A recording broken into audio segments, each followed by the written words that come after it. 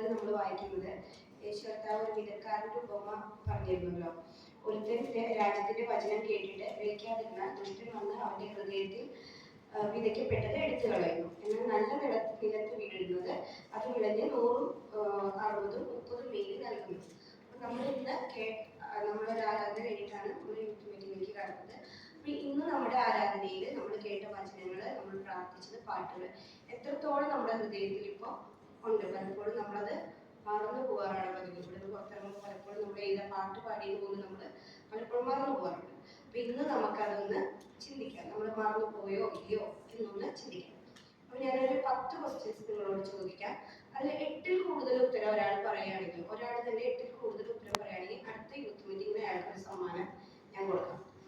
ആരാധനയുടെ ഒരു റൂൾ ഉള്ളതെന്ന് വെച്ച് കഴിഞ്ഞാൽ, നമ്മളിന്ന് ആരാധനയുടെ അനുഗ്രഹത്തിന് വേണ്ടി കുഞ്ഞുങ്ങളിൽ നിന്ന് പ്രാർത്ഥിച്ചതാരാണ്?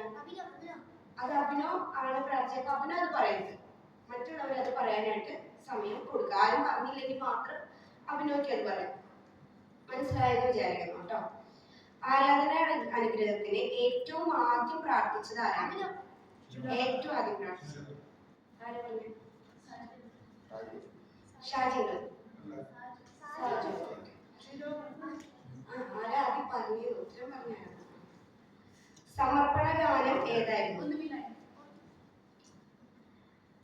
സഹോദരിമാരുടെ ഭാഗത്തുനിന്ന് പ്രാർത്ഥിച്ചതാരാണ്? സങ്കീർത്തനത്തെ ഓർത്ത് പ്രാർത്ഥിച്ചതാരാണ്?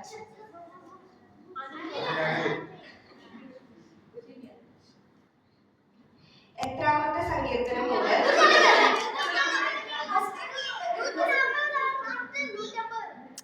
ക്വസ്റ്റ്യൻ ഫുള്ള് പറയാൻ സമ്മതിക്കുക. എത്രാമത്തെ സങ്കീർത്തനം മുതൽ സ്തുതിക്കണമെന്ന്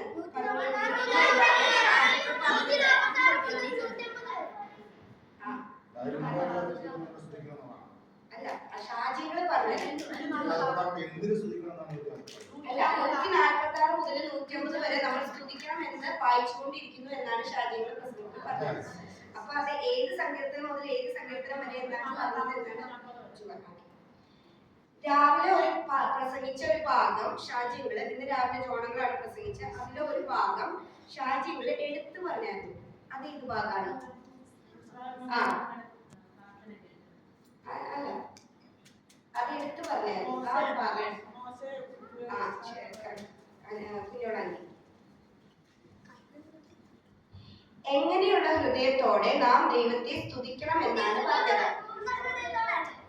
എങ്ങനെയുള്ള ഹൃദയത്തോടെ? രണ്ട് വാക്ക് പറഞ്ഞു. എങ്ങനെയുള്ള ഹൃദയത്തോടെ, നിഷ്കളങ്ക ഹൃദയത്തോടെ നമ്മൾ ആലയത്തിൽ കടന്നു വരണമെന്ന് പറഞ്ഞു. പക്ഷെ 2 ഹൃദയത്തോടെ നമ്മൾ ദൈവത്തെ സ്തുതിക്കണമെന്ന് പറഞ്ഞു.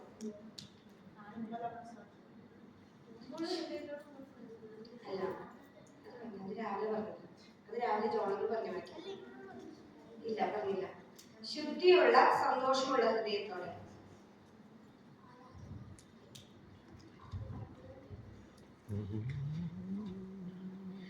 ആരൊക്കെയാണ് ഇത് സാക്ഷ്യം പറഞ്ഞത്?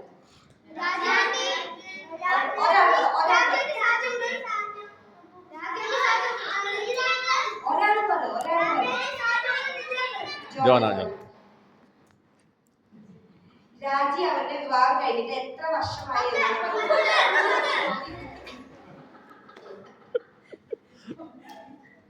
Okay, last question. എന്തുള്ളവരൊക്കെയും യഹോവയെ സ്തുതിക്കട്ടെ എന്നാണ്. അപ്പൊ ജീവിതമുള്ളവരൊക്കെ ദൈവത്തെ സ്തുതിച്ചേ.